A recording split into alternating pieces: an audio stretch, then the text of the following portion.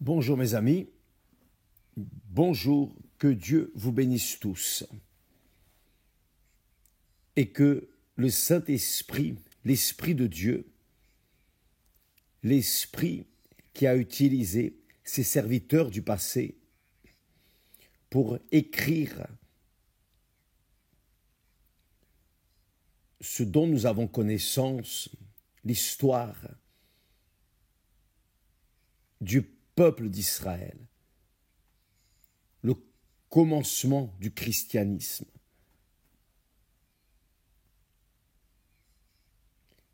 Que cet esprit vienne nous expliquer, enlever nos doutes en relation aux souffrances, aux amertumes, aux disgrâces que l'être humain passe dans ce monde. J'ai la certitude que tout ce qui est arrivé et qui est gravé dans les Saintes Écritures est pour notre bien et pour que nous venions comprendre, pour que nous ne venions pas nous engager dans les mêmes erreurs que nos ancêtres. Dieu est magnifique, glorieux, grandiose, miséricordieux, compatissant, mais Dieu est juste. Et comme Dieu agissait dans ces temps, à cette époque, il agit au jour d'aujourd'hui. Il est le même. Il n'a pas changé sa manière d'être. Donc, vous qui me regardez en cet instant, qui regardez ce direct au sujet de l'histoire d'Anne, la foi de Anne, tout cela est pour que nous apprenions et appliquions dans notre vie, et pour que nous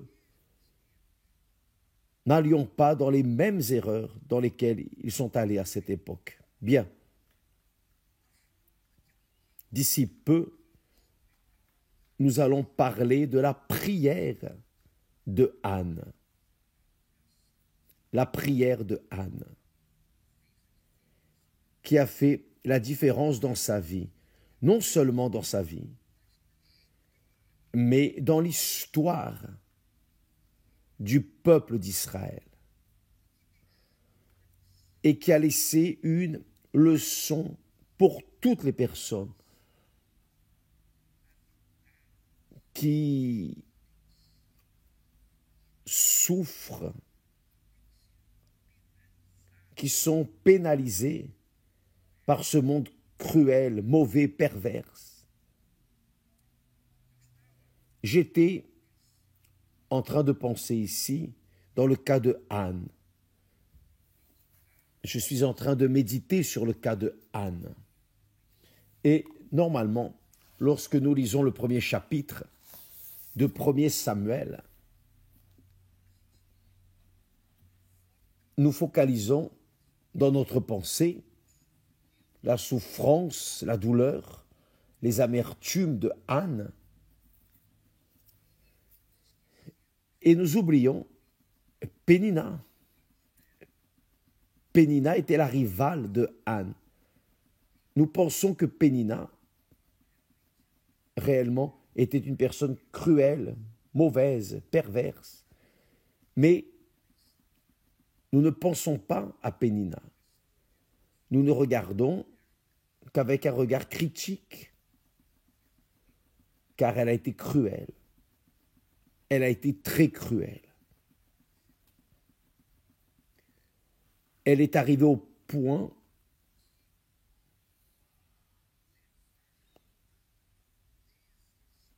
de mener Anne au désespoir, c'est cela même. Anne est restée désespérée, car la langue de Pénina était comme un fouet.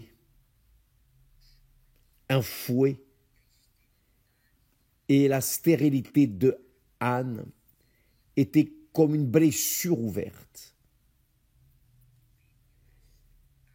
Et Pénina martyrisée sans cesser, sans cesser.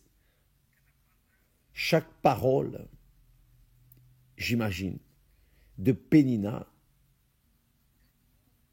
était un coup qui ne laissait pas des marques sur la peau de Anne, mais elle saignait, son âme saignait. La même chose est arrivée au Seigneur Jésus. La même chose est arrivée au Seigneur Jésus. David parle à ce sujet, sa souffrance, ses gémissements, mais c'était à cause de son péché qu'il a souffert. Ce n'est pas le cas comme Anne. Anne n'avait pas commis de péché. Elle n'a pas volé, elle n'a pas tué, elle n'a pas adultéré, elle n'a rien fait d'erroné. Mais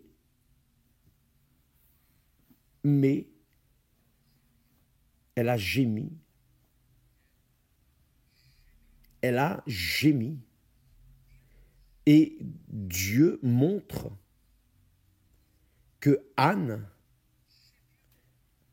a gémi parce que Dieu avait un plan pour elle. Nous savons que Dieu avait un plan pour elle. Et si ce n'était pas les gémissements de Anne, nous n'aurions pas le prophète comme a été son fils Samuel. Nous n'aurions pas. Je ne sais pas ce que serait ce monde sans le prophète Samuel. Mais Pénina a été coparticipante de cette tristesse, de cette agonie de Anne. Donc nous pensons ainsi, Pénina, oh quelle femme misérable, n'est-ce pas? Oh quelle femme malheureuse, cruelle. Mais si nous regardons bien Pénina, nous allons avoir de la peine d'elle. Vous savez pourquoi? Parce que Pénina était cruelle envers Anne, parce que Pénina n'avait pas l'attention et l'amour de son époux. Elle n'avait pas le même amour qu'Elkana donnait à Anne. Donc, Pénina était une femme qui souffrait, qui était dans l'amertume. Elle était malheureuse. Elle enfantait des enfants. 10 enfants. Nous supposons qu'elle en avait 10. Mais ces 10 enfants ne calmaient pas sa douleur du manque d'amour de son époux. Son époux l'avait comme une procréatrice d'enfants, une reproductrice. Mais Anne, non. Anne était aimée, très aimée, extrêmement aimée d'Elkana. C'est pour cela que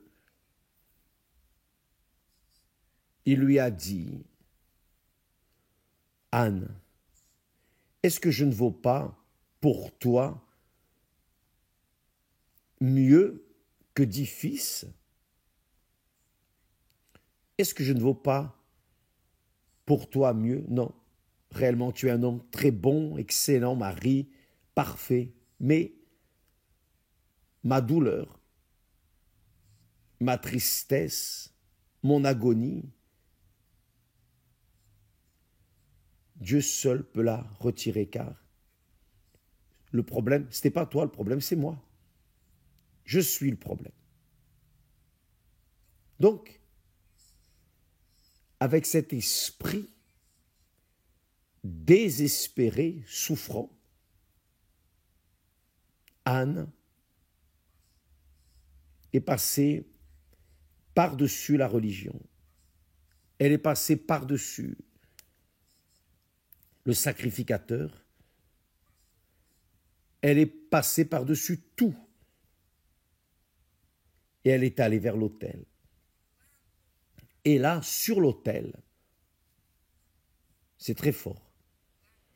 Là, sur l'autel, elle a résolu son problème, qui est ce que nous voulons que vous appreniez, mes amis. La prière de Anne nous enseigne à prier aussi. Maintenant, comment allez-vous? Comment vais-je? Comment allons-nous? Comment pouvons-nous arriver devant Dieu et faire la même prière que Anne a faite? Car c'est écrit, nous allons lire cette prière. Et faire la même prière que souvent la personne fait sans obtenir la réponse. Pourquoi? Pourquoi, évêque? Dites-moi. J'utilise ces mêmes mots. J'ai déjà parlé à Dieu plusieurs fois, presque la même chose, mais ça n'a pas résolu. Et oui, vous savez pourquoi ça n'a pas résolu, mes amis? Et cela ne va pas résoudre, parce que pour dire les mots à Dieu que Anne a parlé, vous devez être dans le même esprit qu'Anne. Vous devez être exactement dans la position d'Anne, car Anne avait déversé son âme devant Dieu. Telle était son affliction. Au psaume 69, nous lisons David parlant à Dieu. Dans le Gethsémane, le Seigneur Jésus également a été accablé par la douleur. Et je crois, c'est une chose personnelle, je crois que Anne était un type du Seigneur Jésus. Un type, un genre du Seigneur Jésus. Elle symbolisait, représentait le Seigneur Jésus. Car le Seigneur Jésus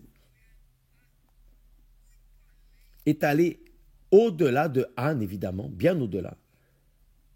Parce que Anne gémissait pour un rêve, le rêve d'avoir un fils. Dans le cas du Seigneur Jésus, il a gémi pour le salut de tous ceux qui croient en lui. Tous ceux qui croient en lui. Et ce sont des millions, des milliards de personnes qui croient dans le Seigneur Jésus. Et le Seigneur Jésus a porté sur son corps les douleurs, les malédictions, les afflictions, les angoisses que Anne souffrait. Mais le Seigneur Jésus a porté au-delà de cela les péchés de toute l'humanité, même de ceux qui le dédaignent, qui le méprisent. C'est ça même. Là, dans le Gethsémane, a commencé le calvaire de notre Seigneur. Sa douleur était si grande, son âme était si affligée, que sa sueur s'est transformée en sang, s'est mélangée avec du sang. Telle était sa souffrance, telle était la profondeur de dépression dans laquelle le Seigneur Jésus est entré, là, au Gethsémane. Ce fut si fort, mais si fort, que le Seigneur Jésus en a appelé au Père. Il a prié au Père. Il a prié comme Anne a prié. Le Seigneur Jésus aussi a prié avec sincérité.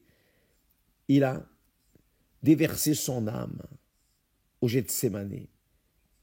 et a dit, 3 fois, il a demandé au Père, mon Père, éloigne de moi cette coupe, éloigne de moi cette coupe, éloigne de moi cette coupe.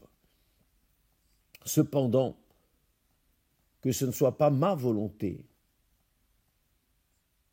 mais ta volonté. Notre Seigneur a gémi pour nous tous, mais nous apprenons, non seulement avec Anne, mais aussi avec David, et aussi avec le Seigneur Jésus, et aussi avec Abraham, lorsqu'il avait sa douleur, lorsqu'il portait sa douleur de ne pas avoir un fils. 75 ans. Il avait tout. Il avait de l'argent, il avait tout. Il avait une femme aimée, mais il n'avait pas d'enfant. Donc, voyez, Abraham voulait des enfants. Anne voulait des enfants. David a eu beaucoup d'enfants. Même ainsi, il n'a pas été heureux. Le Seigneur Jésus voulait vous avoir, vous qui me regardez maintenant.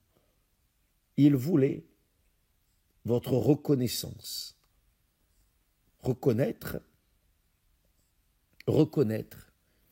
que lui seul est capable de satisfaire votre âme. Lui seul est capable de vous rendre heureux, heureuse. Car pour cela, il est venu dans ce monde, pour donner son âme en sauvetage, en rémission de votre âme, de mon âme, de nos âmes. Donc, pour que notre prière soit exaucée, comme la prière de Anne a été exaucée, Dieu a dit à travers son serviteur, il a dit,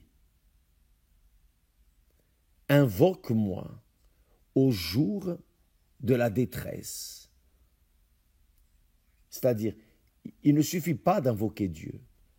Je comprends là, il ne suffit pas d'arriver et dire « Oh Dieu, aide-moi ». Non.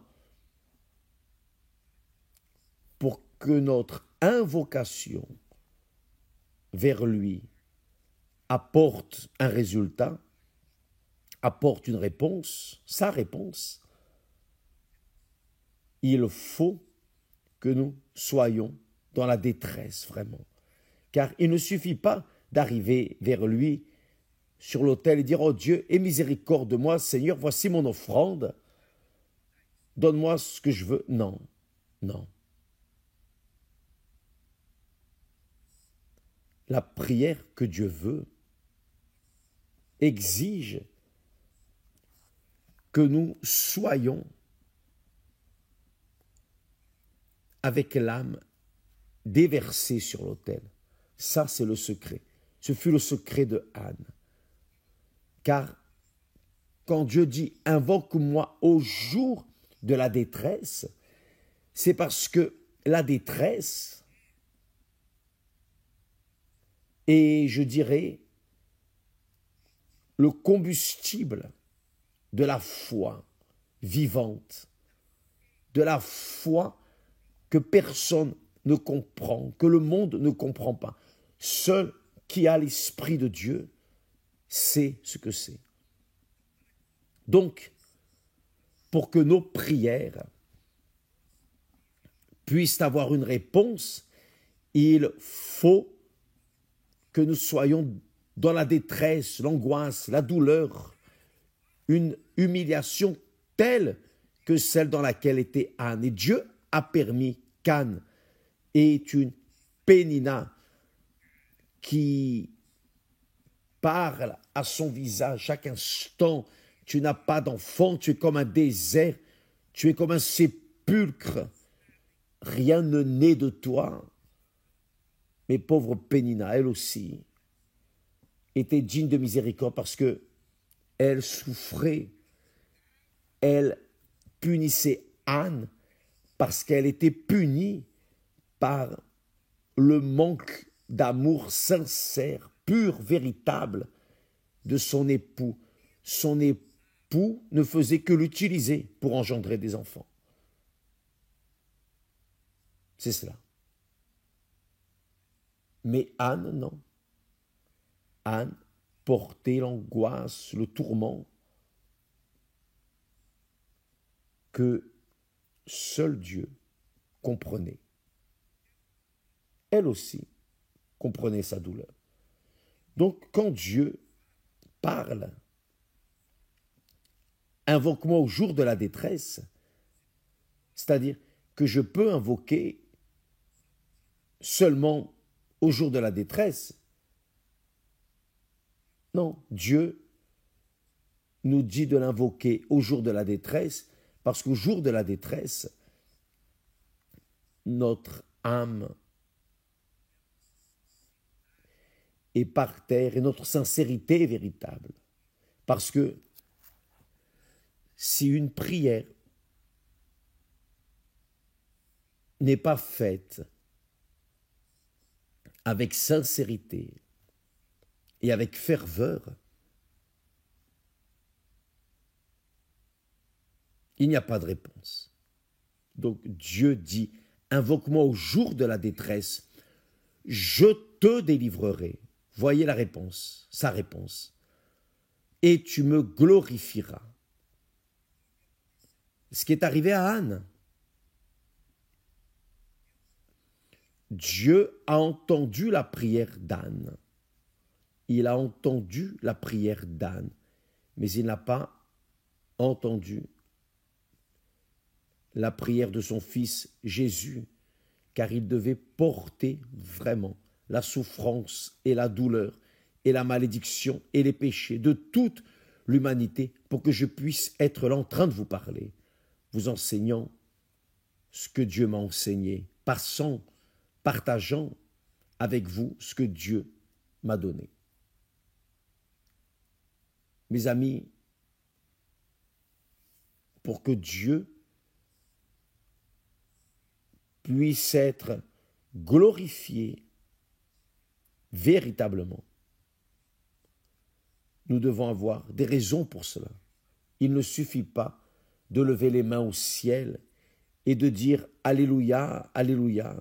Il ne suffit pas d'une simple chanson « Alléluia, je te louerai, oh Seigneur ». Non, non.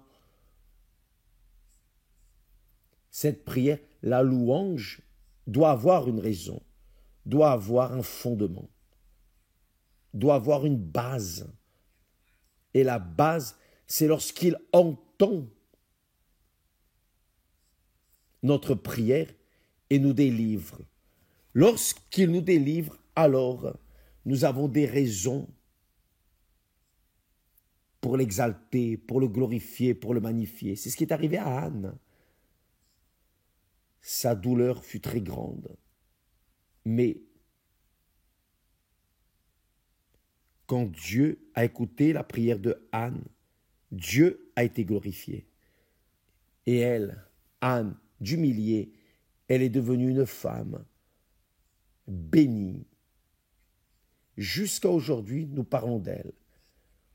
L'histoire, la parole de Dieu grave l'histoire de Anne. Donc jusqu'à aujourd'hui, Anne est honorée. Mais, voyez, le texte sacré dit que Anne, l'amertume dans l'âme, pria l'Éternel et versa des pleurs. Peut-être que vous n'avez pas des larmes, vous avez déjà dépensé toutes vos larmes, mais quand la personne est dans l'amertume d'âme, elle trouve des larmes pour déverser devant Dieu. Alors, dans sa prière, dans son amertume, dans sa tristesse, elle a dit, excusez-moi,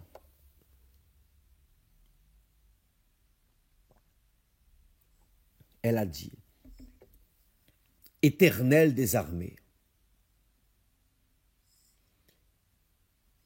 si tu daignes regarder l'affliction de ta servante, elle était véritablement affligée. Si tu daignes regarder l'affliction de ta servante, et si tu te souviens de moi, et n'oublie point ta servante,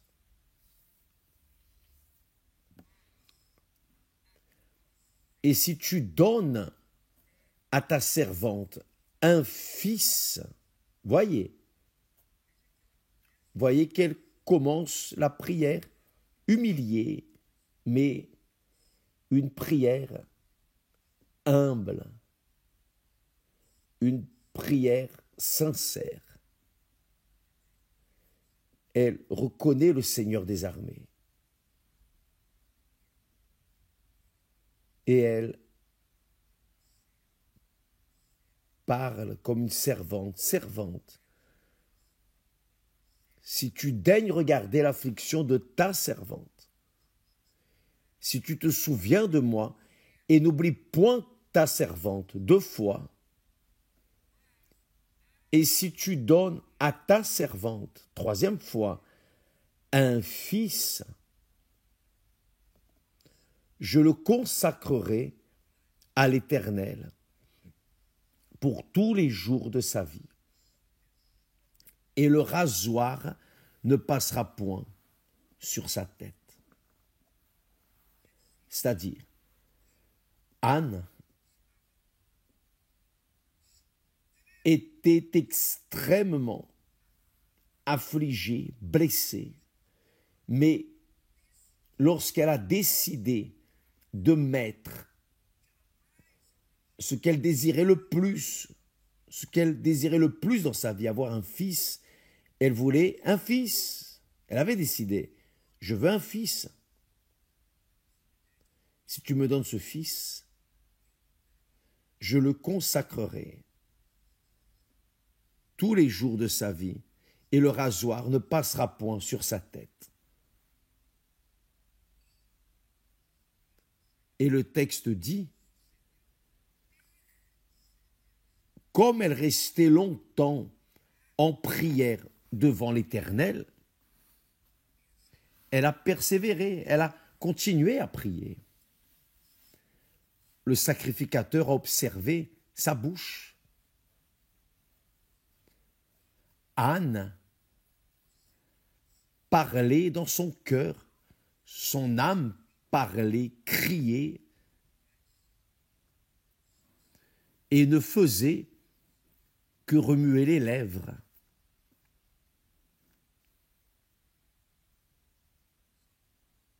Seul Dieu écoutait. Seul Dieu écoutait sa prière.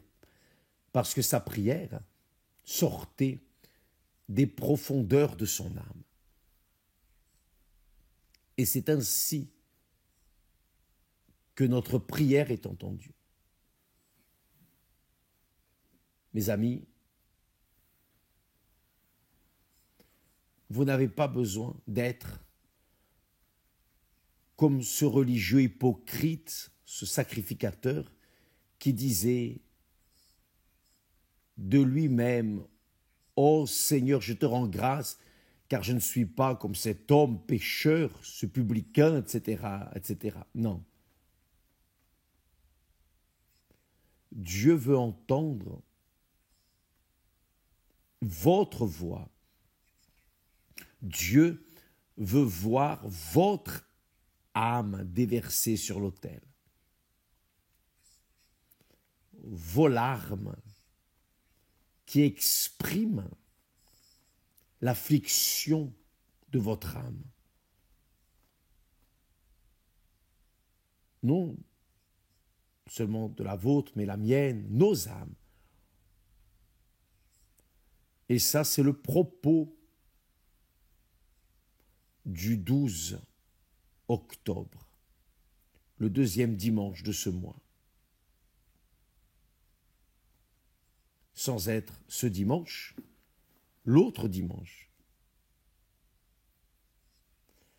nous serons en train de monter sur l'autel de Dieu. Et ce ne sont pas nos offrandes qui vont garantir les réponses de Dieu, mais c'est l'offrande de notre âme. C'est la clameur, c'est la douleur, c'est les gémissements, c'est la sincérité, c'est la ferveur sur l'autel qui va nous faire recevoir les réponses de Dieu. Avez-vous compris, mes amis? Vous n'allez pas monter sur l'autel avec une enveloppe préparée pour donner l'offrande. Non. Vous allez monter sur l'autel avec votre cœur en larmes, votre âme déversée devant le Très-Haut. Vous allez clamer pour vous parce que votre douleur, votre voix, votre prière va venir porter de votre foi. Et comment est-ce que moi je peux clamer dans votre détresse? Je ne sens pas d'angoisse, je ne suis pas dans la détresse. Comment pourrais-je résoudre votre problème ou vous parler et vous dire « Oh mon Dieu, je clame pour cette créature qui gémit. » Je ne suis pas en train de gémir, car je ne suis pas dans votre peau, donc ni le prophète, ni le sacrificateur, ni le pasteur, ni l'évêque, ni le prêtre, personne ne peut faire cette prière si c'était vous-même. Et Dieu veut entendre votre voix. Il va entendre ma voix lorsque, en ce jour d'angoisse, de détresse, je clamerai vers lui. Le jour de ma détresse, il a aussi entendu ma prière. Je devais être dans la détresse. J'ai dû être serré par les circonstances, par les difficultés. J'ai dû être désespéré pour arriver et déverser mon âme devant lui. Donc, cette prière, cette clameur, c'est vous qui devez la faire. Ne comptez pas sur le pasteur, sur l'évêque. Ne mettez pas dans votre enveloppe une offrande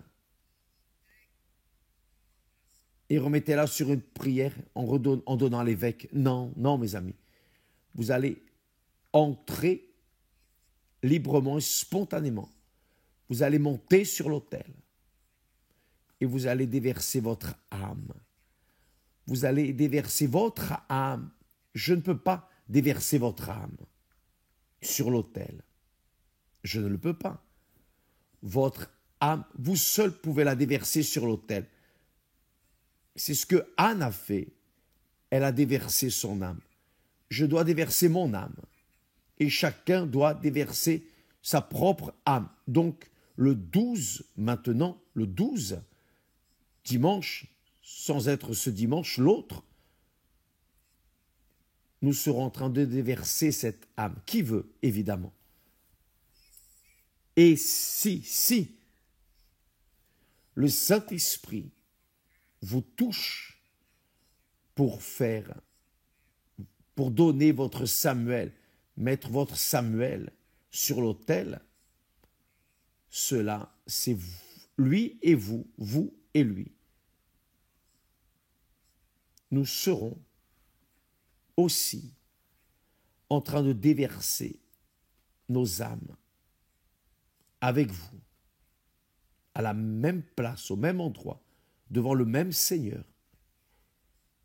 de celui qui a dit « Invoque-moi au jour de la détresse, je te délivrerai et tu me glorifieras. » Le 12, mes amis, préparez-vous. Préparez-vous. Peut-être que vous dites évêque, je ne peux pas attendre le 12. Mon amertume est si grande, qu'il faut que ce soit aujourd'hui. Quel jour sommes-nous aujourd'hui? Aujourd'hui, mais je sais une chose, aujourd'hui, vous pouvez aller vers l'autel. Mais nous sommes en train de préparer pour que tous ceux qui peuvent attendre jusqu'au 12 arrivent ce jour pour déverser leur âme devant Dieu. Mais si vous devez déverser votre âme aujourd'hui, alors aujourd'hui, l'autel est disponible pour vous. L'autel de l'Église universelle dans le monde entier sera ouvert, sera disponible pour tous ceux qui ont leur âme véritablement désespérée. Invoque-moi au jour de la détresse, je te délivrerai. Anne a rencontré ce jour de détresse. Elle a trouvé l'autel. Elle a invoqué l'Éternel. Elle a déversé son âme. Et Dieu est glorifié dans sa vie, car d'elle est né le grand prophète Samuel, l'homme qui a oint les premiers rois d'Israël, le roi Saül et ensuite le roi David. Que Dieu vous bénisse tous et à demain, au nom du Seigneur Jésus. Amen.